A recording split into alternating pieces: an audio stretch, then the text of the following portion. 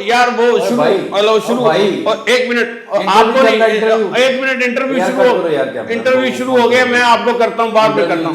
Sorry करता हूँ आप जी सॉरी तो मेरे साथ मौजूद हैं इब्रार हसन, बहुत बोलते हैं जी बोलती बंद जी।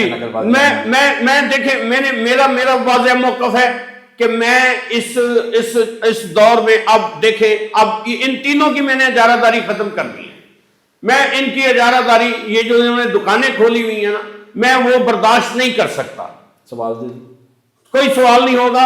मैं अब जो फिल्म बनाने जा रहा हूं ना, उसमें मैंने इन तीनों की कोई मुझे नहीं रखनी, कोई मैं बस बड़ी होगी, अवाम को पागल बनाया हुआ है। सवाल मैं शाहरुख खान और सलमान खान और आमिर खान को कभी भी अब इन तीनों को फिल्म में नहीं रखूंगा। पहले बच्चन खानदान की गुलामी करते रहे, फिर उसकी बेगम की गुलामी करते रहे, फिर उसके बेटे की गुलामी करते रहे, फिर उसकी बहू की गुलामी करते रहे। सवाल अब बिल्कुल ऐसे नहीं होगा भाई।